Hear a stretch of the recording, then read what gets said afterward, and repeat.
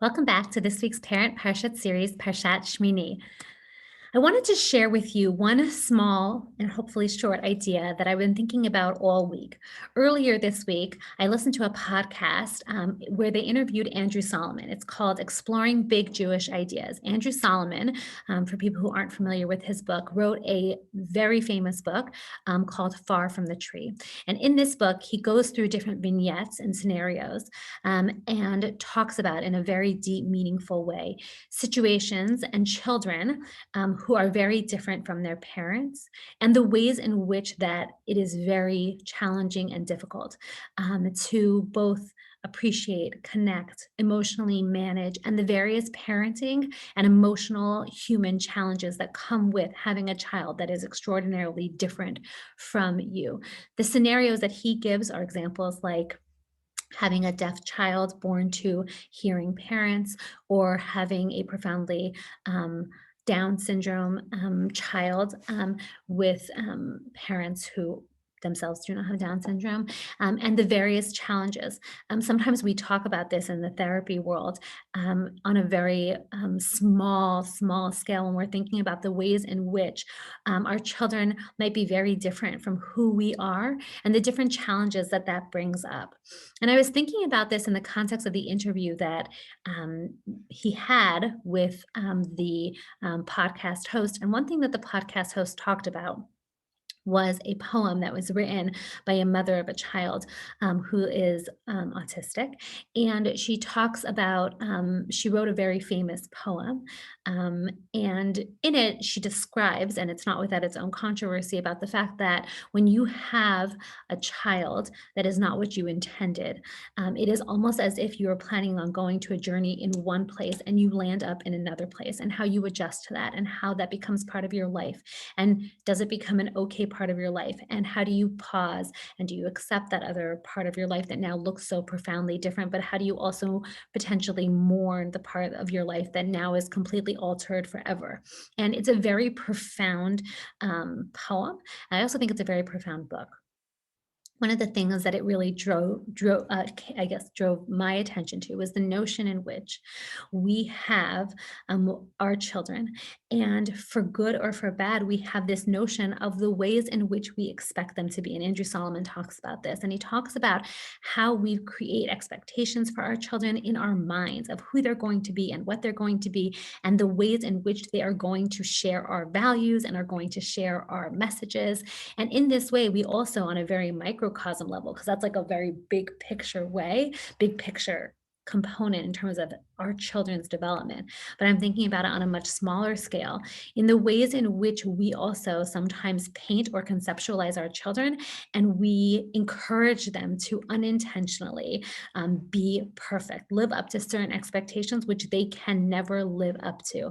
The notion that we want our children, even in the best of intentions, to kind of take on the day with all the energy, with all the optimism, with all the perfection. At some point in time, it can be so overwhelming for our children. And I want us just to take a pause as we enter into the heading into a new season, and we're starting to think about these weeks in a discrete period of time between Pesach and Shavuot. And I'm encouraging us to take a pause and think about the ways in which and the messages we send our children, and ask ourselves, are those messages also Torah messages, or are they not necessarily Torah messages? And are they developmentally appropriate? Are they psychologically appropriate? And what are the different ways in which I unintentionally send those messages to my children? And what are ways that I unintentionally sent the opposite messages to our children? I know that it's not without controversy, the notion of going around the table and sharing a positive thing that happened during the week and something that you wish could have gone better. We want our children to be able to not just share the hard thing, but more importantly, for them to hear the feedback that we give them, that life is messy. We don't want their life to be perfect. We don't expect their life to be perfect. And in fact, we want them to make mistakes, because making mistakes, challenging ourselves, makes us much richer people. We want to have those challenges. We want to have those hard moments. We want to embrace them. We want to talk about them because we want to be able to move forward from them. Two books that we have in our home that I particularly love is The Girl Who Never Made Mistakes. It's a very cute story about a girl who never made mistakes. And because she never made mistakes, at one point she became so paralyzed by the notion or the reputation that she had that she wasn't able to try anything new and the ways in which it held her back. The other story that I love more than anything else is this book called A Perfectly Messed Up Story, in which the person who's reading the book is getting completely distressed that the person who's outside of his book is actually ruining his book because they're eating food and they're drinking. They're clearly having a peanut butter and jelly sandwich. And he's in complete distress that his story is getting ruined by this person who is going about their day and spilling orange juice and peanut butter and jelly on his book, and how he manages that. Interestingly enough, I have one child who's a little more on the perfectionistic side of things. And for a very long time, he really didn't like this book. And I kind of pushed it a little bit. I was like, this is an important book for us, right? Like, it reminds us that, like, at the end of the day, he's okay. We're still reading the book. We haven't thrown out the book. Nobody's throwing it out, and we're reading it and we're embracing it and we're loving it. And it's opportunities to share with our children that our mistakes are part of who we are. We don't think that they're perfect. We don't expect them to be perfect. I think that there is a notion in terms of, like, particularly as teenagers go through high school, this notion of, like, creating a perfect resume to make yourself capable for what you present towards a college. And I think it's such a dangerous and potentially damaging notion, because we want to come with our vulnerabilities. We want to come with who we are. We want to experiment. We want to try new things. Some of them are going to work for us. Some of them aren't going to work for us. And if we are just thinking about creating a persona that looks so perfect, I often worry about what's in the core, what's in our core identity. And the core identity development comes from making mistakes. It comes from challenges. It doesn't just come from happy moments. It comes from happy moments that are mixed with hard moments, and really being able to pause and think about how we integrate that, and think about how we integrate that into the development of our children. And I thought about this in the context of Rav Rosner's Parsha share this week. He brings up the notion that at the beginning of this week's Parsha, we find that Moshe has to invite Aharon. Aharon, Hakarev, come to offer your korban. Like, why did Moshe have to do that? Rashi asks, why did Moshe have to invite Aharon? Why didn't he just say to him, get to work, bring the korbanot? We know that Aharon was so petrified. He felt like he had such a stigma on him, and that he was unfitting to be the Kohen Gadol, that he was going to be the one who was going to go into the Kodesh Kedoshim on Yom Kippur and beg for the people's forgiveness. He was going to go forward and offer the people's forgiveness for the sin of the golden calf, of which he, in some capacity, no matter how you understand it, has culpability. How could he possibly do that? And Moshe has to look at him and says, yes, you who feel the guilt, you who feel like you were a part of it, you know what the people are experiencing, you regret it so deeply. This is such a point of embarrassment for you and a point of pain for you. Yes, you who are not perfect, you are the person that is going to go before the Jewish people, and you are going to be the symbol of atonement and kapara, because it's so much a part of who you are and so much a part of what you want. We're not a people of perfection. And when we go through the first parak of Pirkei Avot, which we start to learn between these weeks of Pesach and Shavuot, one of the things we learn about is this idea of what does it mean to be a Talmid in this week's Pirkei Avot. What does it mean to be a Talmid of Aharon? Somebody who loves people. You can only love people and chase after them, to connect with them and to make peace with them and to bring them in, when you really feel that every single person, no matter what they've done, no matter who they are, you embrace them, not because of their failures, not despite their failures, but because of them, that it makes us rich, wonderful people. We embrace them, we talk about them, we embrace the struggles. And I think that's what Aharon embraces in this week's Parsha.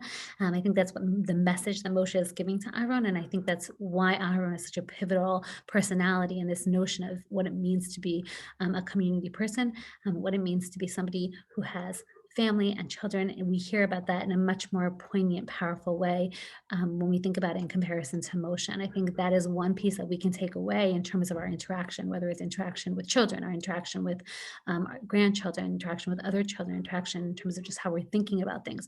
What does it mean to be imparting this message of works in progress, that everything we're doing, we want to take a risk.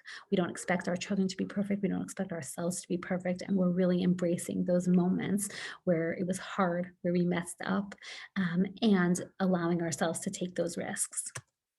The treats for Parashat Shemini. When I was going over this with Eitan, he said to me, I think you're stretching it. I'm like, all of Vayikra is going to be a stretch. Everyone's just going to have to like go with it and roll with it. So I think there's a lot of interesting things we can talk about. You could do anything that's in a shape of an 8 because Parashat Shemini, that's number one. Number two is there's a lot to work with because we go through all the kashrut in this week's Parsha. So if you want to get creative, you could also put on different tables, different pictures of different animals. You don't have to be a Parsha treat. It could be different pictures of different animals. And then the kids could have to go through and say why it's kosher, why it's not kosher, what are the things they have to consider if it's kosher. So if it's a bird, we know that there's a Masorah, but if it's a fish, we know that there are fins and scales, and having to kind of get a little trivia going. And that's a very easy way to do this, which does not involve any food. We could also get gummy fish. That makes things very easy. I like that. Easy is good. The Rice Krispie bird nest, let's be honest, it looks a little Easter-y, but if you can put it aside, I think we could work with it. The notion is that like you could also get going in terms of the fact that like which birds are kosher. The fish down below, you could do some with fins, some not with fins. Some of these have fins, some of these don't have fins. I like them because they're not so hard. You could just take little lentils and it doesn't require too much perfection. The top is fun just because it's like a fishing rod. So if you went fishing and you got a fish, how would you know if the fish was kosher or not kosher? I might try to do something with like chewy cookies for like Choose Its Cud. Again, that was a moment where my husband was like, you might be stretching it. I might also try to do something to figure out how you could display a split hoof. That is also something that I'm potentially contemplating and thinking about. We're not there yet.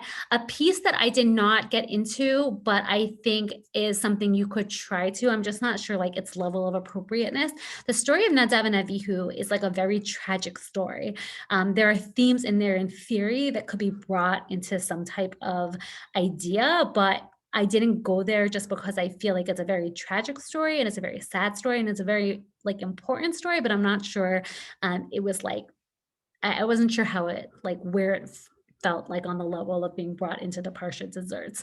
But I definitely think that like you could maybe do something else with it to bring it into the Shabbos table discussion. That is not necessarily like a dessert, but I definitely think there's a place to talk about like our language and the way in which we pause, right? Because I think that like above else, no matter how we understand Aharon's reaction to the death of Nadav and Avihu by Yidom, there's a moment of pausing, right? So if we're as parents and grandparents and anybody who's working with other people, we're trying to pause before sometimes we react as a way of being introspective, as a way of being thoughtful.